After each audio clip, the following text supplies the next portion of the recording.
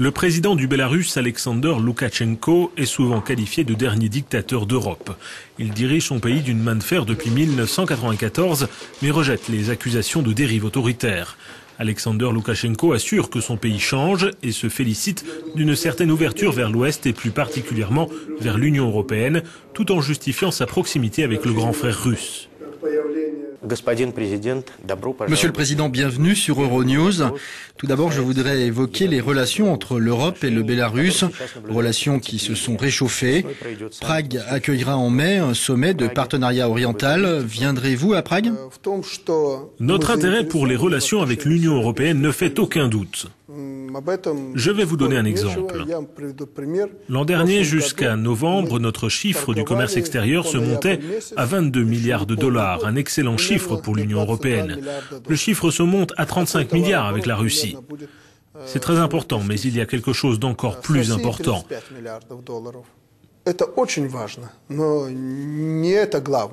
Il y a aujourd'hui à travers le monde tout un ensemble de défis à relever. Et pour l'Europe, beaucoup de ces défis ne peuvent être résolus sans le Bélarus. Drogue, passage d'immigrés illégaux, d'autres choses de ce genre. Et le transit de l'énergie a aussi beaucoup à voir avec le Bélarus. Et l'Europe est extrêmement intéressée, ce qui veut bien dire qu'il y a un intérêt mutuel qui nous pousse vers une relation normale. Quant à Prague, je ne pense pas qu'il est essentiel de savoir qui ira à Prague, moi ou quelqu'un d'autre. En fait, nous n'y avons pas encore pensé, ni reçu d'invitation d'ailleurs. Le fait est que nous aurons certainement quelqu'un à Prague et nous débattrons du contenu du partenariat oriental. C'est un pas pragmatique et raisonnable et au bon moment pour l'Union européenne.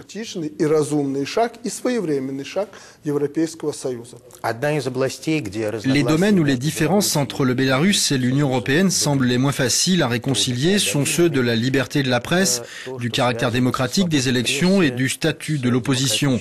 Êtes-vous prêt à discuter de ces sujets avec les Européens ? Vous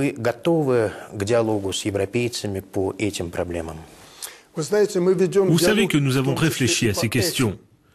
Par exemple, les médias. Je crois que l'interdiction n'est pas possible. Laissons les gens lire. Ils connaissent le président. Ils se sont forgés une opinion sur le président pendant 13 ans. Nous avons élaboré des lois transparentes et précises pour nous conformer aux normes de l'Europe, comme la France, l'Allemagne, la Grande-Bretagne. Cela n'existait pas auparavant. Et quand ils nous ont critiqués, nous leur avons montré la Constitution. Alors à quoi servent vos critiques ? De plus, l'Europe semble avoir très peu d'intérêt pour nos opposants. À quoi sert cette opposition si depuis 20 ans elle continue de se battre au cœur de l'Europe et n'arrive même pas à faire élire une seule personne au Parlement, même quand les autorités leur donnent un coup de pouce? Quant aux élections, nous avons mené ces élections au Bélarus conformément aux indications de l'Europe. L'Union européenne et l'OSCE sont venus et nous ont dit « Vous savez, il y a quelque chose qui ne va pas dans votre manière de faire. Faites plutôt ainsi. » D'accord, faisons ainsi alors. Quel pays peut-il se permettre de tenir des élections en violation de ses propres lois? Aucun. Or, nous avons violé nos lois pour respecter les concepts de l'Union européenne. Monsieur le Président, la crise économique et financière a aussi affecté le Bélarus. L'a-t-elle touché durement? Pas encore. Notre pays est orienté vers l'exportation. Pour l'économie, bien entendu, la demande déclinante mondiale, de la production alimentaire à la grande industrie, nous a bien affectés parce que nous exportons à hauteur de 65% de notre PIB. Nous faisons partie de la dizaine de pays européens dont l'économie est orientée vers l'exportation. Voilà pourquoi la baisse de la demande nous a affectés. Mais nos prix restent 3 fois inférieurs à ceux pratiqués en Europe ou dans le monde. Quant à la crise financière, elle n'aurait pas dû nous atteindre du tout, car nous n'avons pas jeté notre économie dans Wall Street ou n'importe quelle autre bourse.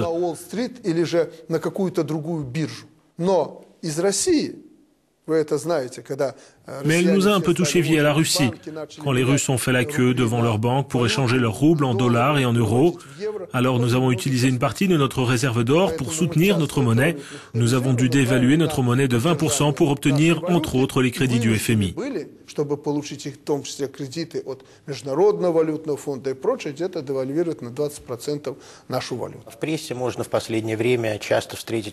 On dit que l'intérêt occidental nouveau pour le Bélarus serait lié au rôle grandissant puissant du pays dans le transit du gaz. Ne craignez-vous pas que ce rôle s'affaiblisse avec le lancement du Nord Stream entre la Russie et l'Allemagne par la mer Baltique ? Aujourd'hui, aucun flux au nord ou au sud ne peut supplanter le flot d'énergie à destination de l'Europe via le Bélarus, soit 30% du gaz naturel et environ 75 à 80% du pétrole non raffiné.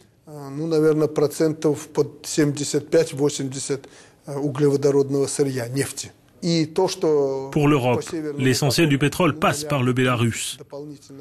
L'Europe pourrait avoir 30 milliards de mètres cubes par an supplémentaires grâce au Nord Stream, mais dans le même temps, la consommation de gaz en Europe ne cesse de croître. Concernant le transit, le plus simple et le plus court chemin passe par le Bélarus. Même à travers l'Ukraine, le transit est bien plus coûteux. Et si on parle du Nord Stream, c'est encore plus cher. Mais cela dépend de la Russie. D'autre part, je pense qu'il faut achever le gazoduc Yamal l'Europe. Un seul pipeline a été construit, un second devrait déjà l'être. D'ailleurs, l'infrastructure a été créée pour cela. Mais ce n'est pas le transit gazier ou pétrolier qui rend notre pays attractif aux yeux des Européens. Absolument pas. Dernièrement, des représentants des plus grandes multinationales européennes sont venus au Bélarus et malgré la crise, toutes sont prêtes à investir ici.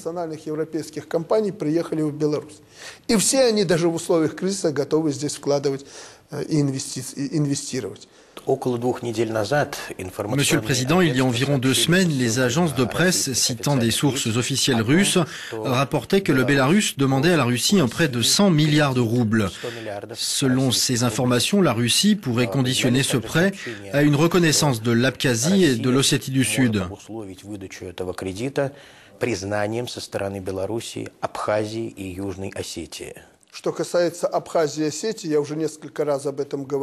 C'est tout à fait faux.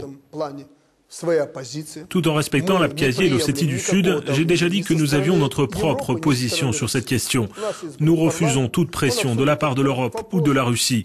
Nous avons un Parlement élu, il débattra de cette question. Une proposition sera rédigée selon notre législation. Mais rien n'a jamais été conditionné à ce prêt.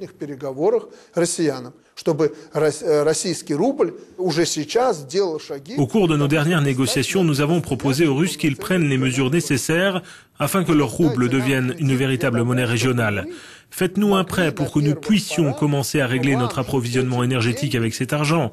Donc nous avons de bonnes relations et nous sommes fiers d'avoir de bonnes relations avec les Russes et que nos relations avec l'Europe se développent et nous continuerons à remplir notre rôle de lien, de pont entre l'Est de l'Europe et l'Occident.